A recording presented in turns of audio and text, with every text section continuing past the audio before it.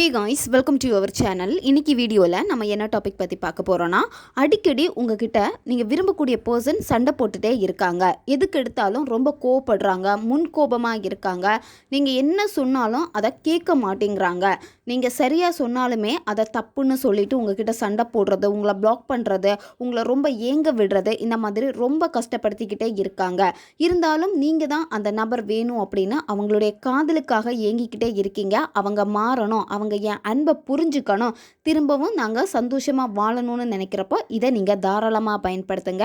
இந்த ஒரு மெத்தடை நீங்கள் செய்கிறப்போ உங்கள் 2 பேருக்கு இடையில இருக்கக்கூடிய அந்த மனக்கசப்பு மாறும். ஒருத்தருக்கு ஒருத்தர் பார்த்தீங்கன்னா ரொம்ப அன்போடு இருப்பீங்க. நீங்கள் விரும்பக்கூடிய நபர் உங்ககிட்ட ரொம்ப அன்பாக நடந்துப்பாங்க. இப்போ அவங்க ஏதாவது தப்பு பண்ணிட்டாங்க அப்படின்னா மனப்பூர்வமாக உங்ககிட்ட மன்னிப்பு கேட்பாங்க. உங்கள் 2 பேருக்கு இடையில இருக்கக்கூடிய அந்த காதலை பார்த்தீங்கன்னா ரொம்ப இனிமையானதாக மாற்றும். கசப்புகளை எல்லாத்தையும் விலக்கி உங்கள் 2 பேருக்கு இடையில இருக்கக்கூடிய அந்த பாண்டிங்கை ரொம்ப ஸ்ட்ராங் பண்ணி கொடுக்கும். ரொம்பவும் எளிமையான ஒரு முறை தான் இது. நம்ம வீடியோக்குள்ளாடி போக முன்னாடி நம்ம சேனலை நீங்கள் இதான் ஃபர்ஸ்ட் டைம் பார்க்குறீங்கன்னா மறக்காமல் சப்ஸ்கிரைப் பண்ணிக்கோங்க. பக்கத்தில் இருக்கக்கூடிய பெல் பட்டனையும் கிளிக் பண்ணிக்கோங்க. அப்பதான் நான் போடக்கூடிய வீடியோஸ் எல்லாமே உடனுக்குடன் உங்களுக்கு நோட்டிஃபிகேஷன்ல வந்துகிட்டே இருக்கும். வாங்க வீடியோக்குள்ளாடி போகலாம். இந்த மெத்தடை நீங்க யாருக்கு வேணும்னாலும் பயன்படுத்தலாம். உங்ககிட்ட நல்லா பேசிட்டு இருந்த நபர் சடனா பேச மாட்டேங்கிறாங்க, உங்களை பிளாக் பண்ணிட்டாங்க, ரொம்ப கோவமா திட்டாங்க, உங்களுடைய அன்பை புரிஞ்சிக்காம இருக்காங்க அப்படின்னா நீங்கள் தாராளமாக இதை நீங்கள் செய்யலாம். உங்களுடைய நண்பர்களுக்காக இதை நீங்கள் பயன்படுத்தலாம். ரிலேஷன்ஷிப்பில் பிரச்சனை வந்துட்டே இருக்குது அப்படின்னா நீங்கள் பயன்படுத்தலாம். கணவன் மனைவிக்கு இடையில பிரச்சனை இருக்குது, நீங்கள் திரும்ப சேரணும்னு நினைக்கிறீங்கன்னா நீங்கள் இதை செய்யலாம். பெற்றோர் குழந்தைகளுக்காக, குழந்தைகள் பெற்றோர்களுக்காக இதை நீங்கள் செய்யலாம். ஒன் சைடு லவ்வில் இருக்கிறவங்க இதை நீங்கள் செய்யலாம். இந்த மாதிரி நீங்கள் யாருக்கு வேணும்னாலும் பயன்படுத்தலாம். நீங்கள் ஒர்க் பண்ணக்கூடிய பிளேஸில் பார்த்தீங்கன்னா உங்களுடைய ஹையர் அஃபிஷியல் சரியாக பேச மாட்டேங்கிறாங்க, எப்போவுமே என்னை திட்டிக்கிட்டே இருக்காங்க, அவங்க எங்கிட்ட நல்லா பேசணும்னு நினைக்கிறீங்கன்னா நீங்களும் அவங்களுக்காக தாராளமாக பயன்படுத்தலாம். நன்மைக்காக மட்டுமே பயன்படுத்துங்க.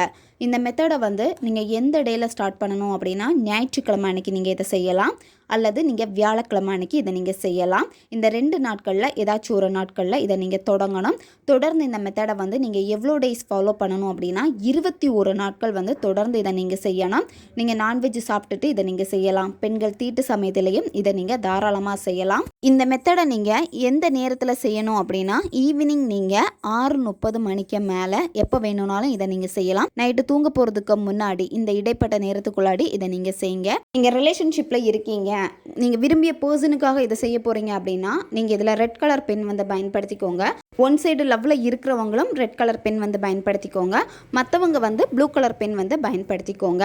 இந்த மெத்தடை நீங்கள் செய்கிறப்போ அமைதியான ஒரு பிளேஸை சூஸ் பண்ணிக்கோங்க. யாருமே உங்களை டிஸ்டர்ப் பண்ணக்கூடாது.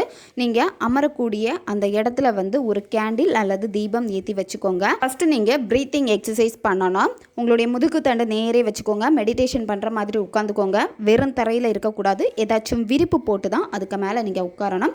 உட்காந்துட்டு கண்களை மூடிட்டு முதல்ல உங்களுடைய மூச்சை நீங்கள் கவனிக்கணும். மெதுவாக மூச்சை ஆழமாக உள்ளே இழுத்துட்டு வாய் வழியாக மூச்சை வெளியே விடணும். இந்த மாதிரி நீங்கள் 10லேருந்து 15 வாட்டி நீங்கள் மெதுவாக இதை நீங்கள் செய்யணும். இதை நீங்கள் செய்கிறப்போ உங்கள் மனம் ஒருநிலைப்படும். என்ன விஷயம் செய்ய போகிறீங்களோ அந்த விஷயத்தில் தான் முழு கவனமும் உங்களுக்கு இருக்கும். அடுத்து நீங்கள் என்ன பண்ணணும் அப்படின்னா உங்களுடைய இடது கையில் உங்கள் பேரை நீங்கள் எழுதிக்கோங்க. அதுக்கப்புறமா உங்கள் பர்சனுடைய பேரை நீங்கள் எழுதிக்கோங்க. உங்களுடைய பேரை நீங்கள் எழுதுகிறப்போ உங்களுடைய பர்சன் அதிகமாக உங்களை பெட் நேம் சொல்லி கூப்பிடுவாங்க அப்படின்னா அவங்க அதிகமாக என்ன பெட் நேமில் உங்களை கூப்பிடுவாங்களோ அந்த பெட் நேமே நீங்கள் எழுதிக்கோங்க. அவங்களுடைய பேரை எழுதுகிறப்போ நீங்கள் அவங்கள என்ன நேமில் அதிகமாக கூப்பிடுவீங்களோ அந்த பெட் நேமே நீங்கள் எழுதிக்கோங்க. ஃபஸ்ட்டு உங்கள் பேர் எழுதணும். அதுக்கப்புறமா உங்கள் பர்சனுடைய பேரை நீங்கள் எழுதணும். உங்களுடைய இடது உள்ளங்கையில் எழுதிக்கோங்க.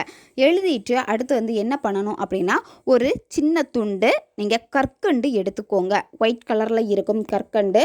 இந்த கற்கண்டை உங்களுடைய இடது கையில் பேர் எழுதி வச்சுருப்பீங்க, அந்த உள்ளங்கையில் வச்சுட்டு நல்லா டைட்டாக மூடிக்கோங்க. டைட்டாக மூடிட்டு என்ன பண்ணணும் அப்படின்னா அந்த நபர் உங்ககிட்ட அன்பாக பேசியிருப்பாங்க, அன்பாக நடந்திருப்பாங்க. அவங்க உங்ககிட்ட இருந்த அந்த நல்ல நிகழ்வுகளை நினச்சி பாருங்கள். அவங்க கூட இருக்கிறப்ப நீங்கள் சந்தோஷமாக இருந்திருப்பீங்க, உங்களை ஹாப்பியாக வச்சுருந்துருப்பாங்க, நல்லா கேர் பண்ணியிருப்பாங்க. இந்த மாதிரி அந்த நபர்கிட்ட இருக்கக்கூடிய அந்த நல்ல எண்ணங்களை நினச்சி பாருங்கள். நல்ல மூமெண்ட், அந்த மெமரிஸ் எல்லாத்தையுமே பாசிட்டிவாக நீங்கள் நினைக்கணும். அதுக்கப்புறமா அந்த நபருடைய பேரை சொல்லிட்டு இப்போவும் இதே மாதிரி தான் நீ என்கிட்ட அன்போடு இருக்க, என்கிட்ட பேசாமல் உன்னால் இருக்கவே முடியலை, தினம் தினம் என்கிட்ட பேசுகிறதுக்காகவே நீங்கள் ஏங்கி தவிச்சுக்கிட்டே இருக்க.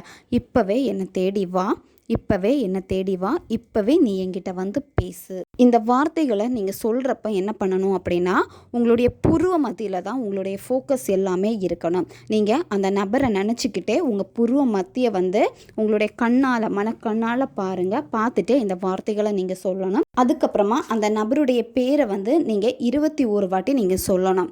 நீங்கள் அவங்கள என்ன நேமில் அதிகமாக கூப்பிடுவீங்களோ, கையில் என்ன பேர் எழுதி வச்சுருக்கீங்களோ அந்த பேரை தான் நீங்கள் சொல்லணும். கடகடான்னு சொல்லி முடிக்கக்கூடாது. அந்த காதலோடு எவ்வளோ ஏக்கமாக நீங்கள் அவங்களுக்காக வெயிட் பண்ணிகிட்ருக்கீங்க. அந்த காதல் கிடைச்சா எவ்வளோ சந்தோஷமாக இருக்கும். நீங்கள் எவ்வளோ லவ்வோடு அவங்கள கூப்பிடுவீங்க.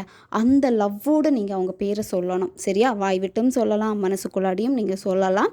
அதே மாதிரி அந்த பர்சன் உங்ககிட்ட இருக்காங்க, அவங்கள நீங்கள் பேரை சொல்லி கூப்பிடுறீங்க. அப்படி நீங்கள் அதை தத்ரூபமாக, அதாவது உணர்வு பூர்வமாக அந்த அழகான வைப்ரேஷனை வெளிப்படுத்தணும். ஹாப்பியாக நீங்கள் நிஜமாகவே அது இப்போ உங்களுக்கு நடந்துடுச்சு.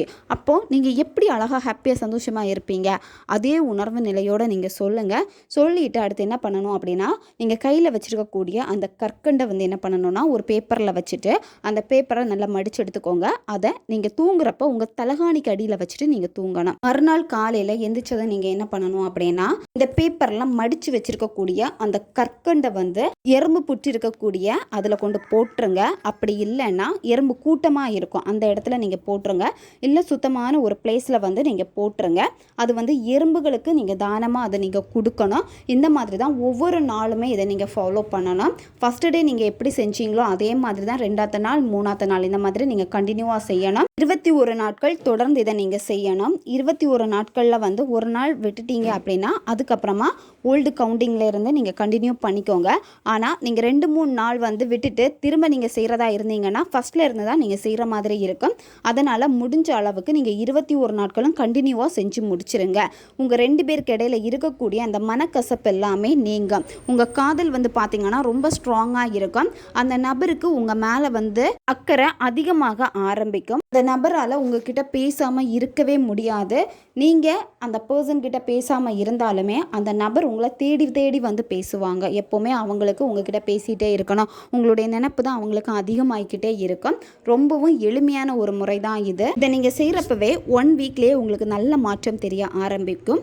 எப்போதுமே வந்து பார்த்தீங்கன்னா நீங்கள் உங்களை பிலீவ் பண்ணுங்கள், இந்த பிரபஞ்சத்தை பிலீவ் பண்ணுங்கள். கண்டிப்பாக நீங்கள் நினச்ச எந்த ஒரு விஷயமா இருந்தாலும் அதை உங்களால் நிச்சயமாக அடைய முடியும். அதுக்கான ஸ்டெப்ஸ் எல்லாத்தையுமே நீங்கள் எடுத்து வைக்கிறப்போ வழிகள் உங்களுக்கு எளிமையாக கிடைக்க ஆரம்பிக்கும். பிரபஞ்சம் உங்களுக்கு எப்போவுமே சப்போர்ட்டாக இருப்பாங்க. நீங்கள் உணர்வு பூர்வமாக நம்பிக்கையோடு செய்கிறப்போ இது உங்களுக்கு 100% வெற்றியை கொடுக்கும். தேவைப்படுறவங்க இதை பயன்படுத்திக்கோங்க. ஓகே காய்ஸ், நம்ம சேனல் உங்களுக்கு பிடிச்சிருக்குன்னா மறக்காமல் சப்ஸ்கிரைப் பண்ணிக்கோங்க. வீடியோவை தேவைப்படுற உங்கள் ஃப்ரெண்ட்ஸுக்கும் மறக்காமல் ஷேர் பண்ணுங்கள். அவங்களுக்கும் இது உபயோகமாக இருக்கும். இன்னும் நிறைய வீடியோஸ் நம்ம சேனலில் அப்லோட் ஆகிட்டே இருக்கும். பக்கத்தில் இருக்கக்கூடிய பெல் பட்டனையும் மறக்காமல் ப்ரெஸ் பண்ணி வச்சுக்கோங்க. அப்போ தான் நான் போடக்கூடிய வீடியோஸ் எல்லாமே உடனுக்குடன் உங்களுக்கு நோட்டிஃபிகேஷனில் வந்துக்கிட்டே இருக்கும். அடுத்த ஒரு வீடியோ பதிவில் சந்திக்கலாம். நன்றி.